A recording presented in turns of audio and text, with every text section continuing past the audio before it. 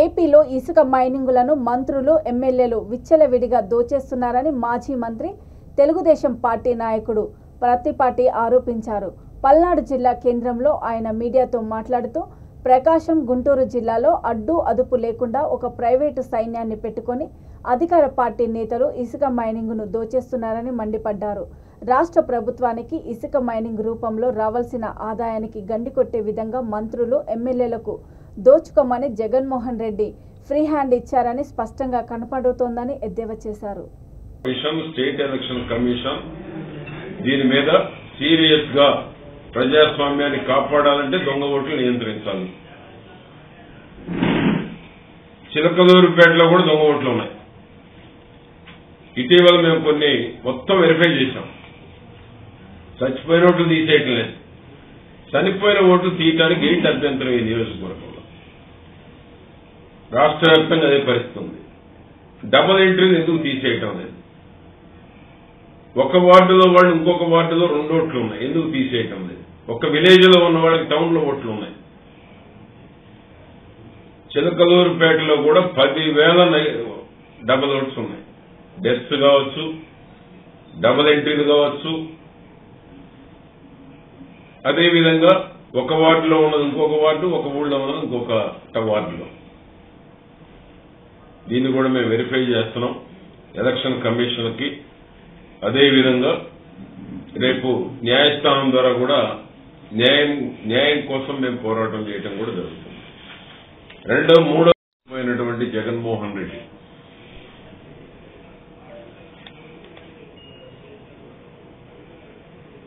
ఓటర్ల లిస్టుకు అవకతవకలో పాల్పడతా ఉన్నారు. చూశాం నిన్న మొన్న పత్రికల్లో.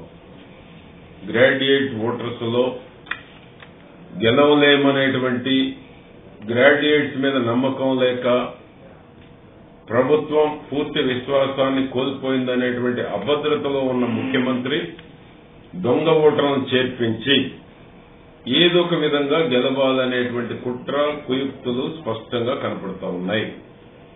ఎన్నికల కమిషన్ సెంట్రల్ నుంచి స్టేట్ ఎలక్షన్ కమిషన్ వరకు సీరియస్ గా తీసుకోకపోతే ఎన్నికల కమిషన్ మీద కూడా ప్రజలకు నమ్మకం కోల్పోయే ప్రమాదం ఉంది. ఎందుకంటే ఒక ఫోన్ నంబర్ మీద ఎన్ని ఓటర్లు బుక్ చేశారో చూశాం. ఒక డోర్ నంబర్ మీద 70-80 ఓట్లు గ్రాడ్యుయేట్ ఓటర్స్ చేర్చినట్టు కూడా కొన్ని ఉదాహరణలు చెప్పడం జరిగింది మా పార్టీ నాయకులు. ఎలక్షన్ కమిషన్ ఎందుకు స్పందించడం లేదు? ఎన్నికల కమిషన్ స్వతంత్రంగా వ్యవహరించాల్సినటువంటి ఎన్నికల కమిషన్ ప్రభుత్వానికి పక్షపాతంగా పనిచేస్తే ప్రజాస్వామ్యానికే ప్రశ్నార్థకంగా ఉండేటువంటి పరిస్థితి ఉంది.